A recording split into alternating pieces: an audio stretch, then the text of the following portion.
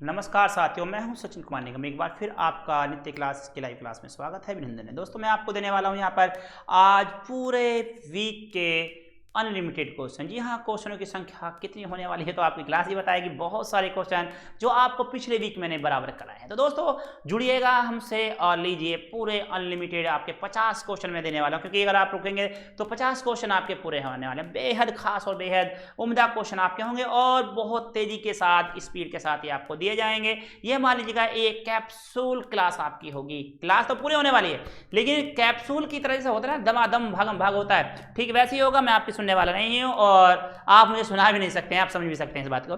चलिएगा बढ़िएगा, पहला क्वेश्चन लेते हैं और बढ़ते हैं पहले क्वेश्चन की तरफ। ये लीजिएगा आपकी खिदमत में हाजिर है और ये आपकी क्लास बहुत ही खास होने वाली है। दोस्तों आपका लाइक करना, शेयर करना, कमेंट करना हमारे लिए बहुत ज्यादा खास होता है, प्यार होता है आपका, और अपना प्यार देते रहिएगा, बढ़ते रहिएगा हमारी तरफ। लीजिएगा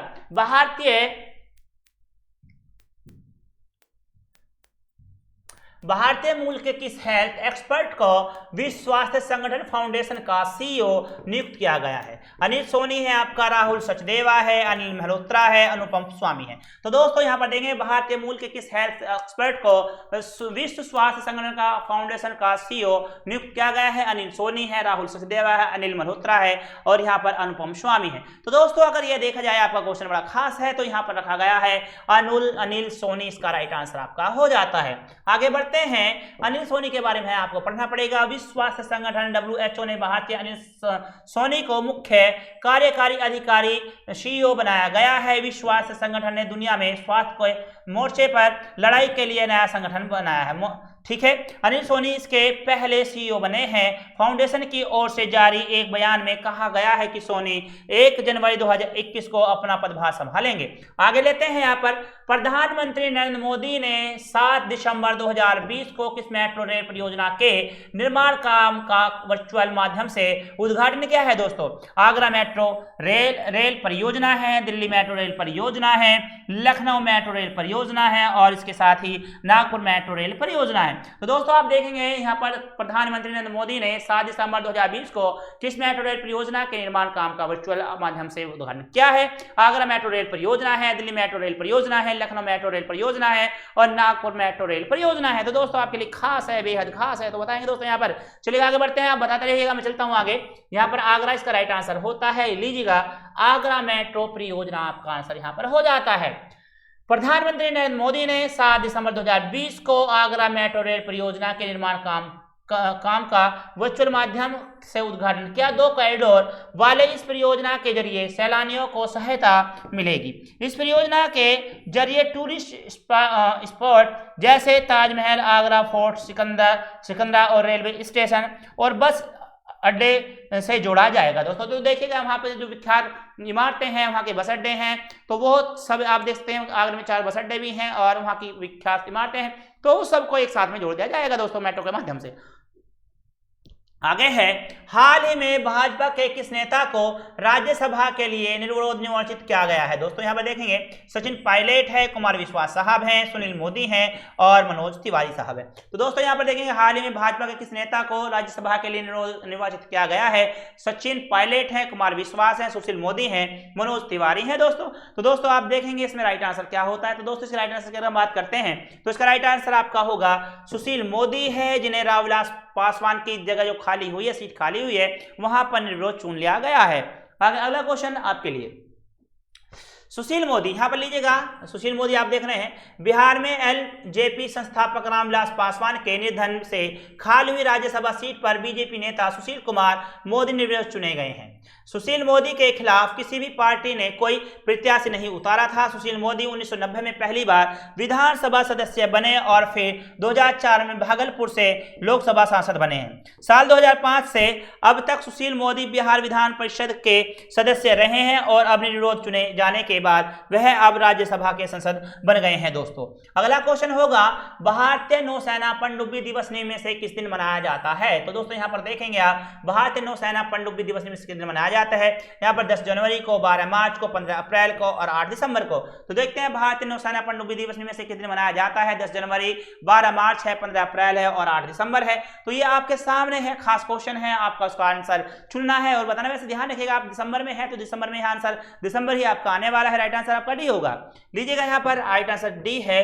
बढ़िएगा, 8 दिसंबर इसका राइट आंसर आपका होता है। 8 दिसंबर को हर वर्ष भारतीय नौसेना सबमरीन डे यानी पनडुब्बी दिवस मनाया जाता है। 8 दिसंबर 1967 को भारतीय नौसेना की पहली पनडुब्बी INS कलवरी को नौसेना में शामिल किया गया था। वर्तमान में भारतीय नौसेना में यहाँ पर 67,228 सैनिक कर्मचारी कार्यरत हैं। निम्न में से कौन सा देश चांद पर अपना राष्ट्रीय झंडा फहराने वाला दुनिया का दूसरा देश बन गया है। नेपाल है, चीन है, रूस है और आपका जापान है। निम्न में से कौन सा देश चांद पर अपना राष्ट्रीय झंडा फहराने वाला दुनिया का दूसरा देश बन गया है। नेपाल, चीन, रूस और जापान होता है यहाँ पर। तो दोस्तों इसके राइट आंसर की बात करेंगे, चीन है। चीन चांद पर अपना राष्ट्रीय झंडा फहराने वाला दुनिया का दूसरा देश बन गया है। इससे पहले यह उपलब्धि केवल संयुक्त राज्य अमेरिका द्वारा साल 1969 में यहाँ पर अपोलो मिशन के दौरान चंद्रमा पर अपना झंडा लगाने के बाद हासिल की गई थी। चीन ने चैंस 5 मिशन के दौरान यह ऐतिहासिक उपलब्धि हासिल की है, जिसे मिट्टी और चट्टान के नमूने एकत्र करने के लिए चांद पर भेजा गया था। दोस्तों यह है आपका जो ये मिशन देख रहे हैं, 6 तारीख को पूरा हुआ, 6 दिसंबर को पूरा हुआ है। किस देश के ऑलराउंडर खिलाड़ी कोरी एडरसन ने अंतर्राष्ट्रीय क्रिकेट से संन्यास ले लिया है, एक लेने की घोषणा की है। न्यूजीलैंड है, इंग्लैंड है, ऑस्ट्रेलिया है और आपका स्विट्जरलैंड है। ये आपके सामने है, आपको बताना है किस देश के ऑलराउंडर खिलाड़ी कोरी एडरसन ने अंतर्राष्ट्रीय क्रिकेट से संन्यास लेने की घोषणा कर दी है। वो न्यूजीलैंड के हैं, इंग्लैंड के हैं या फिर आपके ऑस्ट्रेलिया के हैं, वेस्ट इंडीज के हैं, आपके सामने होगा। तो दोस्तों इसके राइट आंसर की अगर हम बात करें, न्यूजीलैंड इसका राइट आंसर होगा। न्यूजीलैंड के ऑलराउंडर खिलाड़ी कोरी एडरसन ने अंतर्राष्ट्रीय क्रिकेट से संन्यास की घोषणा कर दी है। उन्होंने न्यूजीलैंड के लिए 30 टेस्ट, 49 वनडे और 31 T20 खेले हैं, जिसमें 2 शतक, 10 अर्धशतक और 90 विकेट के साथ कुल 2277 रन बनाए हैं। आगे बढ़ते हैं, इसमें आपके सामने रहेगा इसका अगला क्वेश्चन का आंसर आपके सामने जो होगा वो देख लीजिएगा। यहाँ पर है विकेट के साथ कुल 2277 रन बनाए। एडरसन ने अमेरिका की मेजर लीग क्रिकेट के साथ 3 साल के अनुबंध पर हस्ताक्षर किए हैं। एडरसन जनवरी 2014 में वेस्टइंडीज के खिलाफ एक दिवसीय अंतर्राष्ट्रीय क्रिकेट ओडी के इतिहास में 36 गेंदों में सबसे तेज 100 रन बनाने के बाद लोकप्रिय हुए हैं। दोस्तों आगे है राष्ट्रीय प्रदूषण नियंत्रण दिवस निम्न में से किस दिन मनाया जाता है। ले लीजिएगा आप यहाँ पर 2 दिसंबर को, 12 मार्च को, 10 जनवरी को और यहाँ पर आप 15 अप्रैल को यहाँ पर रख सकते हैं। इसका राइट आंसर राष्ट्रीय प्रदूषण नियंत्रण दिवस निम्न में से किस दिन मनाया जाता है। 2 दिसंबर, 12 मार्च, 10 जनवरी और 15 अप्रैल को। तो दोस्तों इसका राइट आंसर आपका होगा 2 दिसंबर इसका राइट आंसर है। भारत में प्रत्येक वर्ष 2 दिसंबर को राष्ट्रीय प्रदूषण नियंत्रण किसके रूप में मनाया जाता है। इस दिवस के आयोजन का प्राथमिक उद्देश्य औद्योगिक आपदाओं के प्रबंधन और नियंत्रण पर जागरूकता फैलाना और औद्योगिक अथवा मानवीय गतिविधियों के कारण उत्पन्न होने वाले प्रदूषण को रोकने की दिशा में प्रयासों को बढ़ावा देना है। यह दिवस उन लोगों की याद में मनाया जाता है जिन्होंने 2 से 3 दिसंबर 1984 को रात को भोपाल गैस त्रासदी में अपनी जान गंवा दी है और यह वहां पर मीथेन का रिसाव हुआ था। रात के 2 बजे और 4 बजे इसे आउट ऑफ कंट्रोल घोषित कर दिया गया था, जिसमें काफी सारे लोगों की जान चली गई थी। अगला है यहाँ पर, हाल ही में किस राज्य के कीवी को जैविक प्रमाण पत्र दिया गया है। पंजाब है, अरुणाचल प्रदेश है, राजस्थान है और झारखंड है। तो देखेंगे हाल ही में किस राज्य के कीवी को जैविक प्रमाण पत्र दिया गया है। पंजाब है, अरुणाचल प्रदेश है, राजस्थान है और आपका झारखंड है। आपको बताना है यहाँ पर इसका राइट आंसर आपका क्या रहेगा और आप इसका क्या चुनेंगे। तो दोस्तों यहाँ पर देख सकते हैं हाल ही में किस राज्य के कीवी को जैविक प्रमाण पत्र दिया गया है। पंजाब, अरुणाचल प्रदेश, राजस्थान और झारखंड। तो यहाँ पर अरुणाचल प्रदेश इसका राइट आंसर आपका होता है। यह पूर्वी राज्य है भारत का। हाल ही में अरुणाचल प्रदेश के कीवी को जैविक प्रमाण पत्र दिया गया है। अरुणाचल प्रदेश के कीवी के लिए यह प्रमाण पत्र प्राप्त करने वाला देश का पहला राज्य बन गया है। यह प्रमाण पत्र पूर्वोत्तर क्षेत्र के लिए mission organ value chain development आयोजन के तहत किया गया है। किसी भी फल या सब्जी की जैविक प्रमाण पत्र तब दिया जाता है जब उसे उगाने के लिए किसी भी स्तर पर किसी प्रकार के जैविकनाशक रसायन का प्रयोग न किया गया हो। आगे लेते हैं, यहाँ पर सागिक ग्रां प्री फार्मूला 2 रेस जीतने वाले पहले भारतीय ड्राइवर निम्न में से कौन बन गए हैं। जोहान दारूवाला है, मिक शुमाकर है, डेनियल टेकटुम है और लुइस हैमिल्टन है। तो दोस्तों इसका राइट आंसर आपका होगा जोहान दारूवाला और इसका राइट आंसर आपके सामने है। तो बढ़ते हैं आगे की तरफ। जोहन दारूवाला यहाँ पर देख सकते हैं आपका भारतीय ड्राइवर जोहन दारूवाला ने 6 दिसंबर 2020 को सागिर ग्रां प्री दौरान इतिहास रच दिया है। वह फार्मूला 2 रेस जीतने वाले पहले भारतीय बन गए हैं। बता दें कि फार्मूला 2 चैंपियन मिक शुमाकर और डेनियल टिकटुम के खिलाफ रोमांचक मुकाबले में 22 वर्षीय भारतीय सत्र की अंतिम फार्मूला 1 ग्रां प्री की स्मार्ट रेस में शामिल हो रहे हैं। आगे लेंगे, भारत के इनमें से किस राज्य में देश का पहला टायर पार्क स्थापित किया जाएगा? बिहार है, पश्चिम बंगाल है, पंजाब है और आपका झारखंड हो जाएगा। भारत के इनमें से किस राज्य में देश का पहला टायर पार्क स्थापित किया जा रहा है? तो दोस्तों इसका राइट आंसर आपका होगा पश्चिम बंगाल। आपके सामने है इसका राइट आंसर जो पश्चिम बंगाल होगा। यहाँ पर क्या है, पुराने टायरों को इकट्ठा किया जाएगा और उस पर कलाकृति या उन्हें सजाने धजाने के बाद में इस पार्क का निर्माण किया जा रहा है। और साइड में आपका कैफे भी होगा जहां पर आप बैठ सकते हैं, उठ सकते हैं और चाय पी सकते हैं। दोस्तों चलिएगा देखते हैं यहाँ पर पश्चिम बंगाल में भारत का पहला टायर पार्क बनने या बेकार हो चुके टायरों और उसके खराब हिस्सों से बनी कलाकृतियों की प्रदर्शनी लगाई जाएगी। पश्चिम बंगाल परिवहन निगम जल्द टायर पार्क शुरू करेगा। पश्चिम बंगाल परिवहन निगम के अनुसार कई बस डिपो में इस्तेमाल से हटाए गए टायरों पर दोबारा काम किया गया और इसे WTC की टीम ने उन्हें रंग बिरंगे आकार में बदला है। यह टायर पार्क यह है स्प्लेंडेड क्षेत्र में खुलेगा और यहाँ पर एक छोटा कैफे भी होगा और जहाँ लोग बैठकर आराम कर सकते हैं और टायर से बनी कलाकृतियों को देखकर आनंद उठा सकते हैं। दोस्तों अगला है, अंतरराष्ट्रीय नागरिक उड्डयन दिवस में से किस दिन मनाया जाता है? लीजिएगा, खास क्वेश्चन आपके लिए होगा। 10 जनवरी को है, 12 मार्च को है, 7 दिसंबर को है और 10 अप्रैल को है, उसको 10 अगस्त को है यहाँ पर। तो दोस्तों यहाँ पर आप रखेंगे अंतर्राष्ट्रीय नागरिक उड्डयन दिवस में से किस दिन मनाया जाता है? तो दोस्तों इसका राइट आंसर होगा 7 दिसंबर। आपके सामने है, खास है। आगे बढ़ते हैं, यहाँ पर 7 दिसंबर आपके लिए होगा बेहद खास।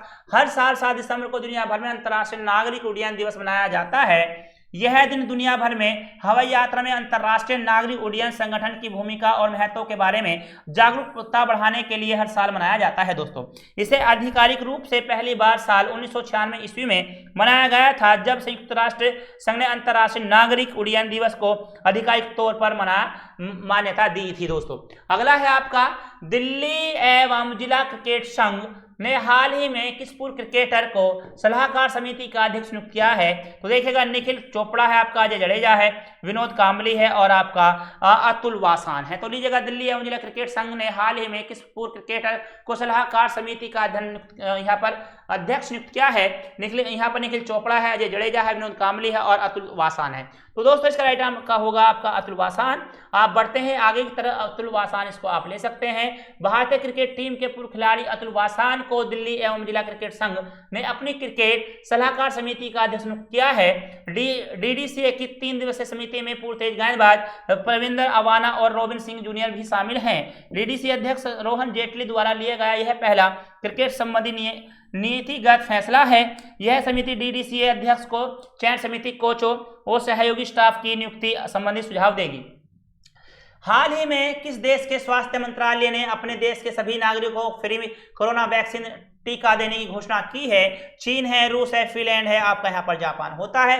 तो दोस्तों आप यहाँ पर देख रहे हैं, इसका राइट आंसर होगा हाल ही में किस देश के स्वास्थ्य मंत्रालय ने अपने देश के सभी नागरिकों को फ्री कोरोना वैक्सीन टीका देने की घोषणा की है? तो दोस्तों इसका राइट आंसर आपका होता है फिनलैंड। आपके सामने फिनलैंड के स्वास्थ्य मंत्रालय ने कहा है कि देश में कोविड-19 टीकाकरण मुफ्त होगा और साल 2021 की शुरुआत में यह शुरू होगा। मंत्रालय ने कहा है कि फिनलैंड का लक्ष्य एक लाइसेंस प्राप्त टीके के साथ पूरी आबादी की रक्षा करना है। मंत्रालय का अनुमान है कि पहला टीका देश में अगले साल की शुरुआत में उपलब्ध होगा। टीकाकरण पर अंतिम निर्णय केवल वैक्सीन के स्वीकृत होने और उपलब्ध होने के बाद किया जा सकता है। प्राथमिकता के आधार पर छूट की पेशकश की जाएगी तथा चिकित्सा कर्मियों, अस्पतालों और नर्सिंग होम के रोगियों, वृद्ध अवस्थाओं के लोगों को प्राथमिकता दी जाएगी। आगे बढ़ते हैं, यहाँ पर हाल ही में किस देश के वैज्ञानिकों ने प्रकाश आधारित दुनिया का पहला क्वांटम कंप्यूटर बनाने का दावा किया है? यहाँ पर रूस है, जापान है, नेपाल है, आपका चीन है। तो दोस्तों यहाँ पे देखेंगे, इसका राइट आंसर आपका रहेगा हाल ही में किस देश के वैज्ञानिकों प्रकाश आधारित दुनिया का पहला क्वांटम कंप्यूटर बनाने की दावा क्या है? तो राइट आंसर आपका यहाँ पर चीन है। दोस्तों बढ़ते हैं आगे की तरफ। चीन के वैज्ञानिकों ने प्रकाश आधारित दुनिया का पहला क्वांटम कंप्यूटर बनाने का दावा क्या है? वैज्ञानिकों के मुताबिक यह कंप्यूटर पारंपरिक सुपर कंप्यूटर के मुकाबले कहीं अधिक तेजी से कार्य कर सकता है।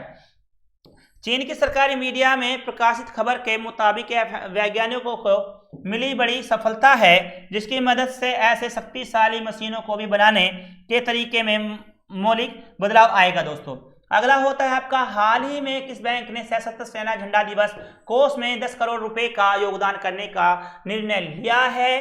तो यहाँ भारतीय स्टेट बैंक होगा, आपका पंजाब नेशनल बैंक होगा, देना बैंक होगा, बैंक ऑफ बड़ौदा होगा। तो लेते हैं, हाल ही में किस बैंक ने सशस्त्र सेना झंडा दिवस को कोष में 10 करोड़ रुपए का योगदान करने का निर्णय लिया है? भारतीय स्टेट बैंक है, पंजाब नेशनल बैंक है, देना बैंक है, बैंक ऑफ बड़ौदा है। तो दोस्तों इसका राइट आंसर आपका होगा बैंक ऑफ बड़ौदा, आपके सामने है। इसका आंसर गलत हुआ भाई, तेजी से। इसका राइट आंसर आपका होता है भारतीय स्टेट बैंक, इसका होगा। हाल ही में किस बैंक ने सशस्त्र सेना झंडा दिवस कोष में 10 करोड़ रुपए का योगदान करने की घोषणा की? यह आपका राइट आंसर इसमें भारतीय स्टेट बैंक होगा। आगे है भारतीय स्टेट बैंक, पढ़ेंगे इसमें। भारतीय स्टेट बैंक ने सशस्त्र सेना झंडा दिवस कोष में 10 करोड़ रुपए का योगदान करने का निर्णय लिया है। 7 दिसंबर को सशस्त्र सेना झंडा दिवस के अवसर पर बैंक सैनिक बोर्ड के साथ इसके लिए समझौता किया। इस व्यवस्था के तहत 8,333 आश्रित बालिकाओं को 1 वर्ष तक 1,000 रुपये प्रति माह दिए जाएंगे। इस पहल का मकसद बालिका शिक्षा का बढ़ावा देना होगा दोस्तों। अगला है, निम्न में से किस राज्य के पूर्व मुख्य सचिव डी.बी. गुप्ता को नया मुख्य सूचना आयुक्त बनाया गया है? झारखंड है, पंजाब है, कर्नाटक है और आपका राजस्थान है। तो देखें, निम्न में से किस राज्य के पूर्व मुख्य सचिव डी.बी. गुप्ता को नया मुख्य सूचना आयुक्त बनाया गया है? झारखंड है, पंजाब है, कर्नाटक है और राजस्थान है। तो दोस्तों इसके बारे में बात करते हैं, इसका राइट आंसर आपका राजस्थान होगा। राजस्थान के पूर्व मुख्य सचिव गुप्ता को नया मुख्य सूचना आयुक्त बनाया गया है। यह पद 2 साल से खाली पड़ा था। राज्यसभा यहाँ पर राजस्थान के राज्यपाल कलराज मिश्रा ने उनकी नियुक्ति को मंजूरी दी है। यहाँ पर डी.बी. गुप्ता इससे पहले मुख्यमंत्री अशोक गहलोत के सलाहकार पद पर कार्य करते थे, जबकि सेक्रेटरी के रूप में लंबे समय तक सेवा देने वाले गुप्ता यहाँ पर भाजपा और कांग्रेस दोनों सरकारों के मुख्य सचिव पद पर रहे हैं। आगे हैं, किस न्यायालय ने केंद्रीय जांच एजेंसी के सभी पुलिस स्टेशनों और कार्यालयों में अनिवार्य तौर पर सीसीटीवी कैमरे लगाने का निर्देश दिया है? दिल्ली हाई कोर्ट ने, मद्रास हाई कोर्ट ने, इलाहाबाद हाई कोर्ट ने और यहाँ पर सुप्रीम कोर्ट ने। तो दोस्तों यहाँ पर सुप्रीम कोर्ट ने अब सभी ऑफिसों में सीसीटीवी कैमरे लगाने का निर्देश दे दिया है। इसका राइट आंसर आपका डी होगा। ठीक है, आगे बढ़ते हैं। और ये किसके लिए दिया गया देखिएगा, सुप्रीम कोर्ट ने 2 दिसंबर 2020 को देश भर के थानों में सीसीटीवी लगाने का निर्देश जारी किया है। सुप्रीम कोर्ट ने देश भर के राज्यों और केंद्र शासित प्रदेशों को निर्देश दिया है कि सही भावना से कोर्ट के आदेश को लागू कराया जाएगा। सुप्रीम कोर्ट ने केंद्र सरकार को सीबीआई, प्रवर्तन निदेशालय और राज्य जांच एजेंसी समेत जांच ऐसी एजेंसियों के दफ्तरों में सीसीटीवी व रिकॉर्डिंग उपकरण लगाने का निर्देश दिया है दोस्तों।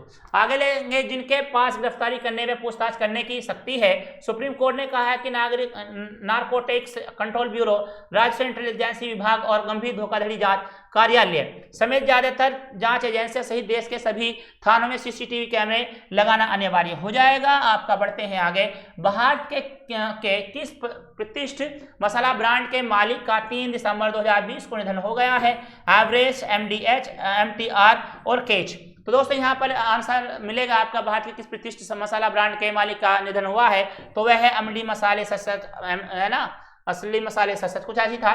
MDH के मालिक महाशय धर्मपाल गुलाटी का 3 दिसंबर 2020 को निधन हो गया है। इससे पहले धर्मपाल गुलाटी कोरोना वायरस से संक्रमित हो चुके थे, पर कोविड की मात देने के बाद 3 दिसंबर को उन्हें दिल का दौरा पड़ा, जिसके बाद उनका निधन हो गया है। धर्मपाल गुलाटी दादाजी मसाला किंग ऑफ स्पाइस और महाशय जी के नाम से जाने जाते थे दोस्तों। उनका मसालों का यह कारोबार धीरे धीरे बहुत फैला और वे अक्सर अपने उत्पादक का ऐड खुद ही क्या करते थे। उन्हें अक्सर टीवी पर अपने मसालों के बारे में बताते देखा जाता है। उन्हें दुनिया का सबसे उम्रदराज एड स्टार माना जाता है दोस्तों। आगे लेते हैं, किस राज्य की कैबिनेट ने जाति आधारित नामों वाली सभी आवासीय कॉलोनियों का नाम बदलने के प्रस्ताव को मंजूरी दे दी है? कर्नाटक है, उत्तर प्रदेश है, महाराष्ट्र है और आपका बिहार है। तो देखिए, किस राज्य की कैबिनेट ने जाति आधारित नामों वाली सभी आवासीय कॉलोनियों का नाम बदलने के प्रस्ताव को मंजूरी दे दी है? कर्नाटक, उत्तर प्रदेश है, महाराष्ट्र और आपका बिहार है। तो दोस्तों यहाँ पर लेंगे महाराष्ट्र, इसका राइट आंसर आपका हो जाता है।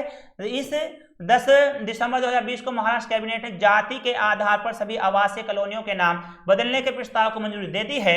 इसके साथ ही महाराष्ट्र राज्य में जाति आधारित नामों वाली सभी आवासीय कॉलोनियों के, जैसे कि ब्राह्मणवाड़ा, महारवाड़ा, डोरबस्ती, बोधवाड़ा, माली गली और मांगवाड़ा का नाम बदल दिया है दोस्तों, और इनका नाम रखा गया है समता नगर है, भीम नगर है, ज्योति नगर है, साहू नगर है और क्रांति नगर कर दिया गया है। महाराष्ट्र सरकार के मुख्यमंत्री के कार्यालय ने यह कहा है कि इन क्षेत्रों का नाम बदलने का निर्णय सामाजिक सौहार्द और राष्ट्रीय एकता को बनाए रखने के लिए किया गया है।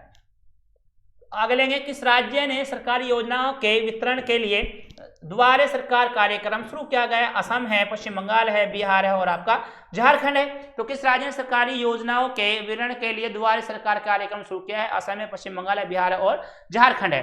तो इसमें आप देख सकते हैं इसका राइट आंसर आपका रहेगा। आगे बढ़ते हैं, राइट आंसर आपका होगा पश्चिम बंगाल। ये लीजिएगा, पश्चिम बंगाल सरकार ने अपने राज्य में विभिन्न सरकारी योजनाओं को डोर स्टेप डिलीवरी के लिए 1 दिसंबर 2020 को द्वारे सरकार कार्यक्रम नाम से एक विशाल आउटरीच कार्यक्रम शुरू किया है। बंगाल की तृणमूल कांग्रेस ने वर्ष 2021 में राज्य में होने वाले विधानसभा चुनाव को ध्यान में रखकर इस मुहिम की शुरुआत की है दोस्तों।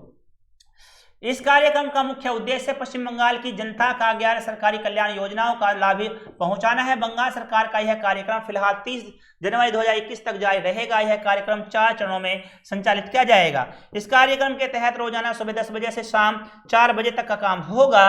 अगला क्वेश्चन है, किस देश ने अगले 10 वर्षों के लिए बौद्धिक संपदा परीक्षण और संरक्षण सहयोग के लिए भारत के साथ एक समझौते पर हस्ताक्षर किए हैं? अमेरिका है, फ्रांस है, रूस है और आपका जर्मनी है। तो बताएं किस देश ने अगले 10 वर्षों के लिए बौद्धिक संपदा परीक्षण और संरक्षण पर सहयोग के लिए भारत के साथ एक समझौते पर हस्ताक्षर किए? अमेरिका है, फ्रांस है, रूस और जर्मनी है।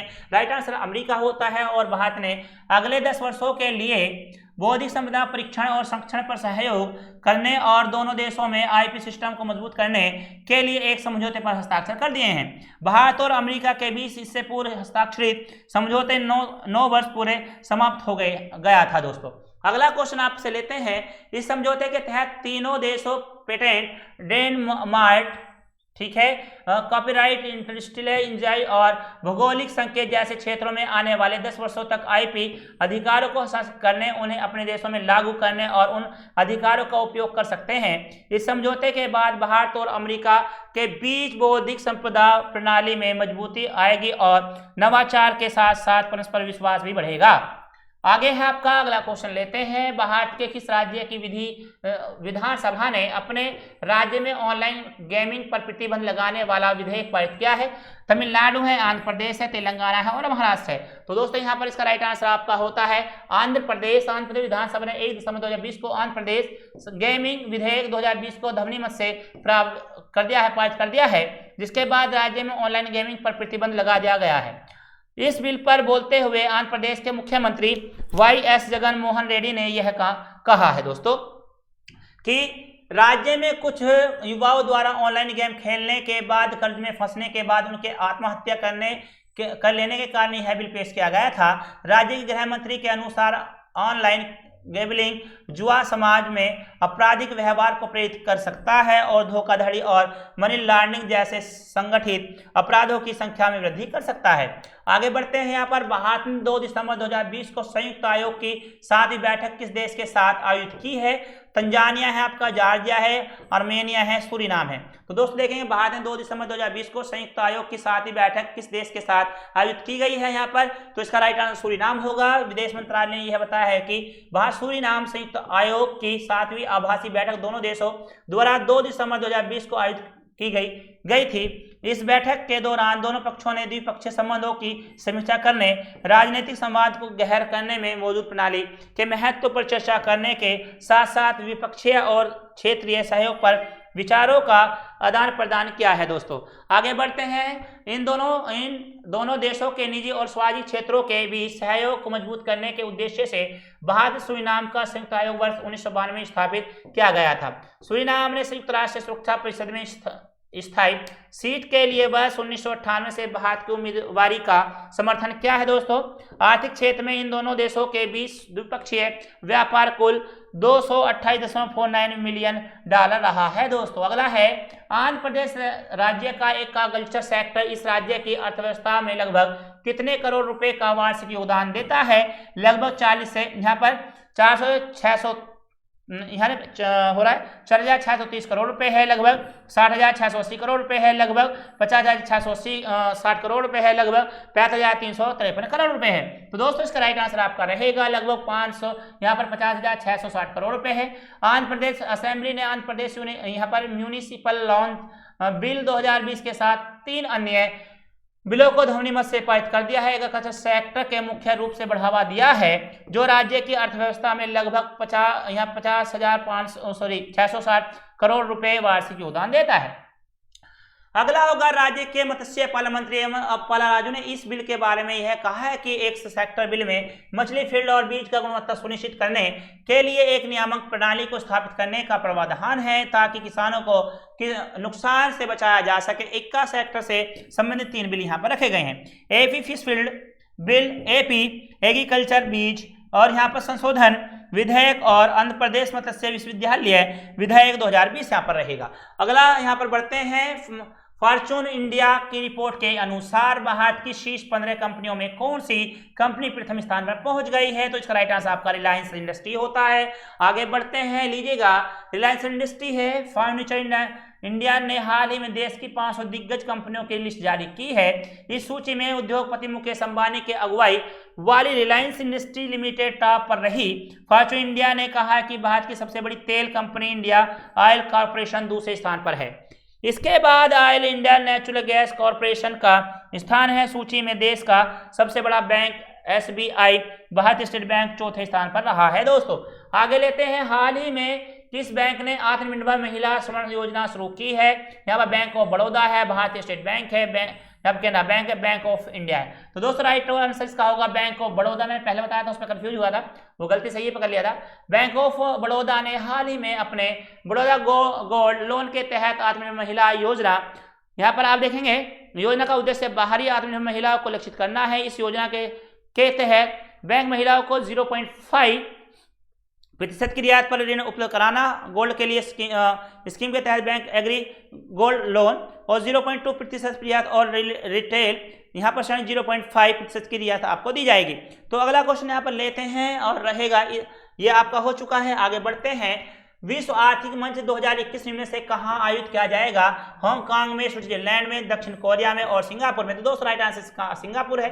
विश्व आर्थिक मंच ने अपने वर्ष 2021 की वार्षिक बैठक सिंगापुर में आयोजित करने का फैसला किया है। इससे पहले लुक्सेमबर्ग स्विट्जरलैंड में 31 से 16 मई 2021 के दौरान आयोजित करने के लिए निर्धारित किया गया था। दोस्तों स्विट्जरलैंड से वार्षिक फोरस को स्थानांतरित करने का निर्णय यूरोप में बढ़ती कोविड-19 महामारी को देखते हुए लिया गया है। साल 1971 में हुई स्थापना के बाद से यह दूसरी मौका होगा जब फोरम को स्विट्जरलैंड के बाहर आयोजित किया जाएगा। आगे बढ़ते हैं, विश्व स्पेस फाउंडेशन के अध्यक्ष के रूप में निम्नलिखित में से किसे चुना गया है? जेक्स फोर्टेन को, जेना वर्ल्डीज को, थॉमस बाक को और सुशी सीमांग को। तो यहाँ पर आप देख सकते हैं इसका राइट आंसर रहेगा जेना वर्ल्डीज। यहाँ पर इंग्लैंड के जेन वर्ल्डीज को वर्ल्ड स्पेस फाउंडेशन का अध्यक्ष चुना गया है। वो साल 1967 में स्थापित फाउंडेशन के 10वीं WSF अध्यक्ष होंगी। वे न्यूजीलैंड की सुशी सीमांको के बाद अध्यक्ष बनने वाली दूसरी महिला हैं। वो फ्रांस से वर्तमान अध्यक्ष जेक्स फोर्टेन की जगह लेंगी। तो वो इससे पहले साल 2013-2019 के दौरान यूरोपीय स्पेस फाउंडेशन के अध्यक्ष के रूप में 6 साल काम कर चुकी हैं। आगे लेंगे, मानव अधिकार दिवस 2020 के लिए विषय क्या था? फिर से बेहतर मानव अधिकारों के लिए खड़े हो जाना है। मानव अधिकारों के लिए युवा कदम उठाएं। ह्यूमन राइट 365 है। आपके अधिकारों के लिए काम करते हुए 20 वर्ष रहेगा। दोस्तों आगे लेते हैं, यहाँ पर फिर से बेहतर मानव अधिकारों के लिए खड़े हो जाओ। हर साल दिसंबर महीने की 10 तारीख को दुनिया भर में मानव अधिकार दिवस मनाया जाता है। लोगों का ध्यान मानव अधिकारों की तरह का आकर्षित करने के लिए संयुक्त राष्ट्र ने 1950 में 10 दिसंबर 2 को मानव अधिकार दिवस के रूप में घोषित किया था। इस साल मानव अधिकार दिवस का विषय फिर से बेहतर मानव अधिकारों के लिए खड़े हो जाओ और यह विषय कोरोना महामारी के मद्देनजर रखा गया है। दोस्तों खेल मंत्री किरेन रिजिजू ने संन्यास ले चुके खिलाड़ियों को रोजगार मुहैया कराने के लिए कितने खेल इंडिया केंद्र खोलेगी? 1500 खेल इंडिया होंगे, 1200 खेल इंडिया होंगे, यहाँ पर 1000 होंगे या फिर आपके 1800 होंगे। तो दोस्तों यहाँ पर इसका राइट आंसर आपका होता है 1000 होंगे।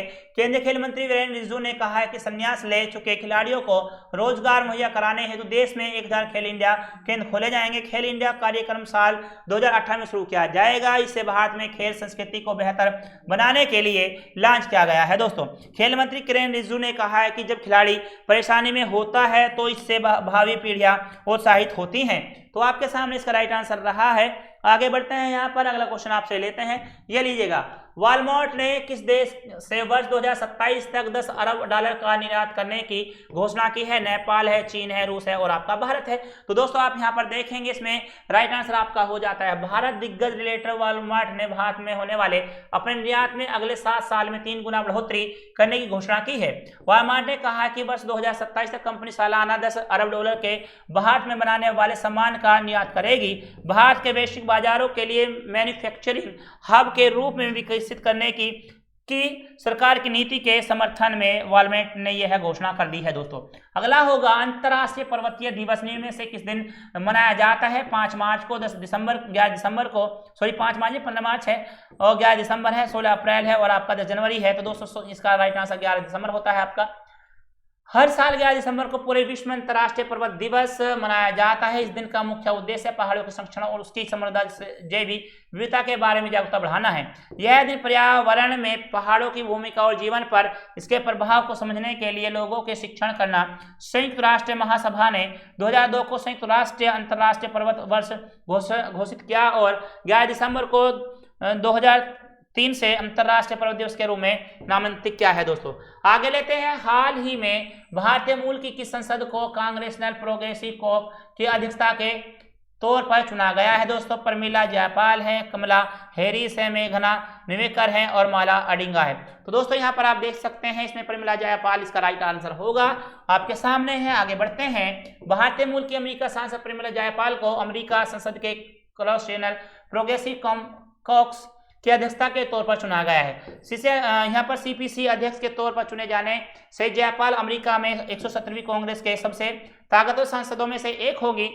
अमेरिका में यह पद प्रभावी और अनुभवी सांसदों को दिया जाता है। इन्होंने इस अवसर पर कहा है कि सीपीसी रंगभेद को खत्म करने, गरीबी और समसनता को मिटाने जैसे कामों को मुख्यता देगा और देश में परिवर्तन लाने का मार्ग प्रशस्त करेगा। दोस्तों अगला होगा यहाँ पर, हाल ही में भारतीय टीम के किस विकेट कीपर बल्लेबाज ने क्रिकेट के सभी फॉर्मेट से संन्यास का घोषणा कर दिया है?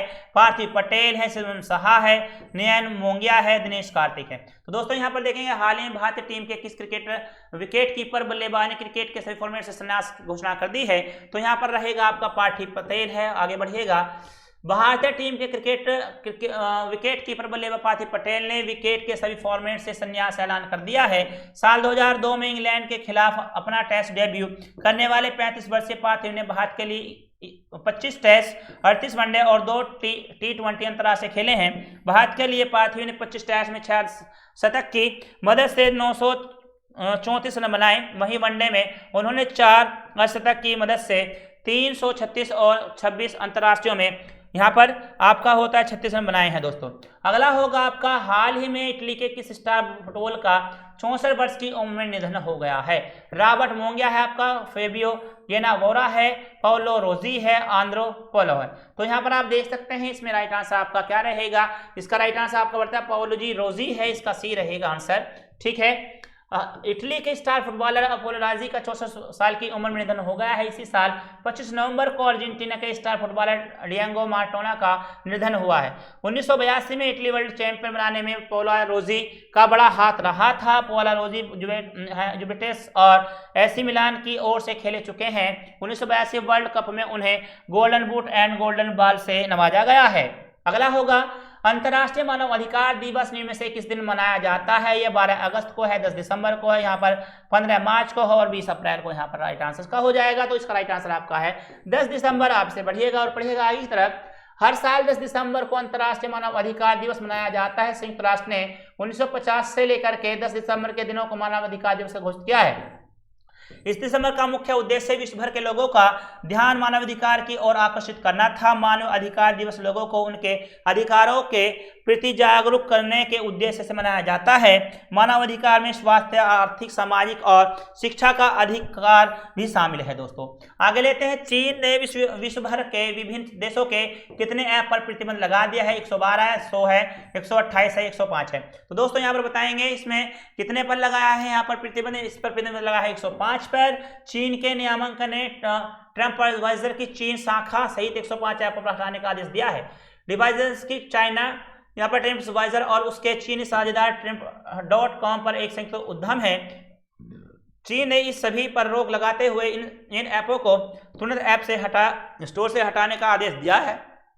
मीडिया रिपोर्ट के मुताबिक नए अभियान के तहत चीन द्वारा यह रोक लगाई गई है। इन ऐप पर अश्लील साहित्य, हिंसा, जुआ और वेश्यावृत्ति जैसी सामग्री फैलाने का आरोप है। दोस्तों आगे है, हाल ही में किस देश के अमेरिका शेख नवाफ उल अहमद उल सफा ने शेख सफा उल खालिद उल सफा को प्रधानमंत्री के रूप में फिर से नियुक्त कर दिया है? कुवैत, तुर्की, सऊदी अरब और आपका ईरान है। इसका राइट आंसर आपका कुवैत होता है और इसका राइट आंसर आपका कुवैत है। दोस्तों कुवैत की तरफ चलते हैं और बढ़ते हैं आगे की तरफ।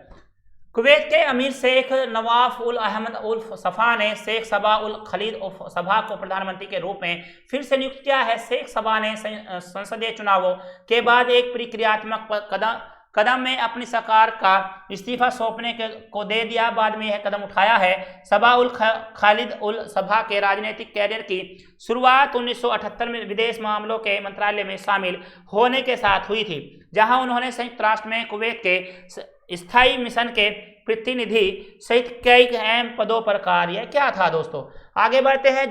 जलवायु परिवर्तन प्रदर्शन सूचांक 2021 में भारत निम्न से किस स्थान पर है? 15वें स्थान पर है, 20वें स्थान पर है, आपका 28वें स्थान पर है और यहाँ पर 10वें स्थान पर है। राइट आंसर आपका 10वें स्थान होता है। यहाँ पर 10वां स्थान आपको मिलता है। जलवायु परिवर्तन प्रदर्शन सूचांक 2021 में भारत 10वें स्थान पर है। भारत लगातार दूसरे वर्ष शीर्ष 10 में बना हुआ है। भारत ने 100 में से 63.98 प्राप्त किए हैं। हालांकि भारत 2019-20 में 9वें स्थान से एक साल नीचे खिसक गया है, लेकिन देश ने जलवायु संरक्षण की दिशा में भी 2014 से लेकर के 31 स्थान से अपनी रैंकिंग में लगातार सुधार किया है। सूचांक में स्वीडन चौथे पर, यूके 5वें पर, डेनमार्क 6ठे पर, 7वें पर मोरक्को, 8वें पर नॉर्वे और चिली 9वें स्थान पर रहा है। आपका केंद्र सरकार ने चालू वित्त वर्ष में आत्मनिर्भर भारत रोजगार योजना के लिए कितने करोड़ रुपए की खर्च मंजूरी दी है? 2584 करोड़ रुपए की है, 5734 करोड़ रुपए की है, 3450 करोड़ रुपए की, 1500 करोड़ रुपए की। तो दोस्तों यहाँ पर 1584 करोड़ रुपए का यहाँ पर हो जाता है। केंद्र सरकार ने हाल ही विश्व में आत्मनिर्भर भारत रोजगार योजना के लिए 1584 करोड़ रुपए की खर्च की मंजूरी दे दी है।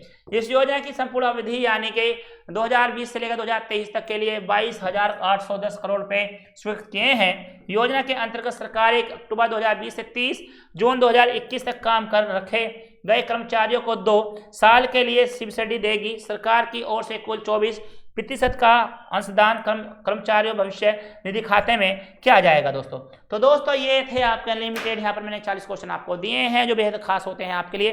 तो दोस्तों मैं सचिन कुमार निगम आपसे लेता हूँ यहाँ से विदा और मिलता हूँ अगली वीडियो में।